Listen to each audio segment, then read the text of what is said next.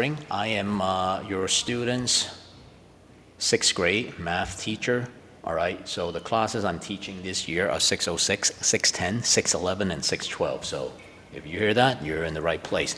Now, I'm going to try to do this in under 10 minutes. It's never been done before, but that's not, that doesn't mean that it will stop me from trying. So very quickly. So this is my 21st year teaching now as a teacher in New York City, and my 11th year at MS51. All right. And so the goals and challenges of this year for our sixth grade is that we have a quote-unquote new curriculum. Okay, I did not mean to cross that out. I'm using a drawing pad. The new curriculum really is it's called illustrative math, also known as Imagine Learning. And it's really only new. The curriculum didn't change. We're still following a Common Core curriculum. What's changed is the order that we do that. So whereas in the past, we would do geometry as the last unit before the state test, now we're doing it as the first unit of the school year. So the second challenge is for the students. So in the next 3 months, I would really like them, and I think this is the most important thing for them in the next 3 months, is to make friends and figure out where to eat lunch and where to play and all that stuff, because these are the very same people that they're going to be hanging out with for the next 3 years. And it's important for them to figure out who that is.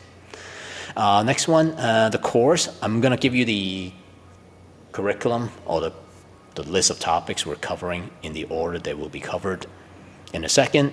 The state exam for math, ever since last year, is now is taken online. So they'll be in school and they're taking a computer-based test. So because of that, schools are given a window to administer these exams. And so right now, the test is slated to be administered at the end of April and until the first 2 weeks of May. So this is why I write TBD, all right, to be decided. Okay? And then after, now we're going to talk about the grades in a second. And then, let's see. Okay, I'll also give you that slide next. All right? You will see your child's grade every 3 weeks. Okay, and I'm going to show them their grades first so that they can fix it before I send them to you. So that way it teaches them a little bit about being independent and try to resolve the issues with their teachers before it ever reaches you guys. And so the grade book will be sent out via an email, okay? And I will also tell you in a few minutes why I think it's better than posting it online on a daily basis. And lastly, instructional time. So we are short on instructional time this year because we are 3 rounds of map testing. So those are the tests your students probably told you already. Those are the tests that are given online, right? Not to grade them, not to record them per se on anything as it pertains to report cards, transcripts, things like that. But they're just like an interim assessment to see how they're doing. Those take a very long time. Each administration of those tests takes 3 periods, and we're going to do that 3 times, so that's 9 periods. And I'm also going to miss 6 Mondays for professional development to learn this new curriculum. So that's at least 3 weeks of instruction that we're missing, just from testing and me being out of the building, all the math teachers being out of the building. So having said that, quizzes will be given online only so that we could maximize instructional time in class.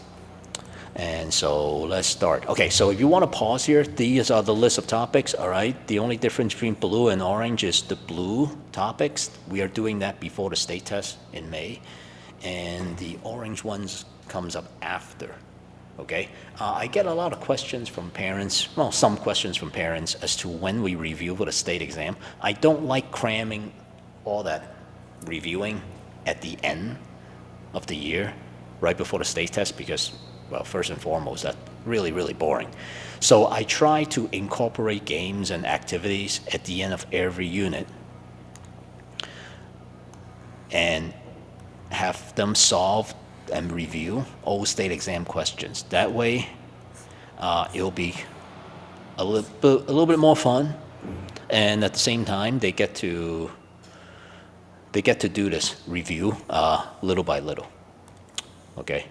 Moving on. So grading policy. This is the grading policy. It doesn't follow the school's grading policy by like completely.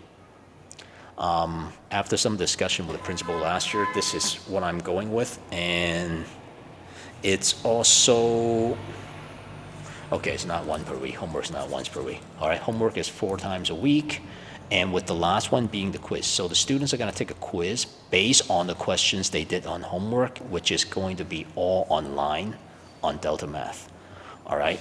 I would also say that, if you want to discuss with me about the grading policy, I'd be more than open to do that. But I would also add, the grading policy is not going to shift that much.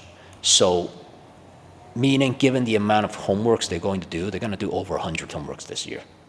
All right, and they're going to have quite a bit of quizzes.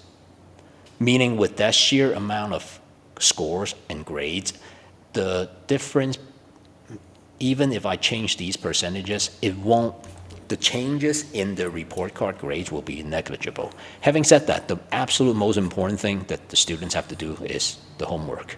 Okay, that's the most important thing. These are some of the reasons why I'm going to go with an Excel spreadsheet. Okay. Instead of posting things online, the foremost reason really is that I don't think 6th grade students need to see their grades every day. It really stresses them out, and I think there are enough flaws with all the online systems that doesn't really help them any. For instance, if a student misses a class because they're absent, and as a teacher I'm inputting the grades, what grade am I going to input for a student who's absent, right? And a lot of times the system will recommend that you put in a 0, and that's one, that's not accurate, right? And second is, that's going to really stress the student out, and there's really no need to. All right, so these are some of the reasons that you could read. All right, I'm trying to keep this under 10 minutes. So, okay, all right. Next, supplies. We don't use a textbook, so this is not true. All right, so we're gonna use illustrative math workbooks in class this year.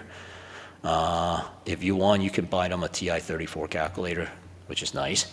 Hold on, is that it? Oh, so the last thing of note is this is my email address. So right now, as I record this on Thursday, September 12th, I'm still missing 90 emails from parents. So this was homework number 1, is for you guys, the parents, to email me at this email address with your email addresses and any phone numbers that I could reach you with. And that's homework number 1. So if your student did not tell you about that, go ahead and email me at this email address so that I could have your information and also give them credit for the first homework of the year. Okay, so that's it. Any questions, please let me know. I'm more than open to talking to you guys over email. If you want to talk on the phone, let me know. We can set a time up. And if even possible, you guys can come into the building and speak to me in person, okay?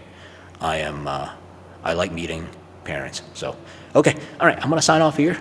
Thanks for watching. And, okay, I will talk to you guys and see you guys around. Okay, bye now. OMG, that was so good.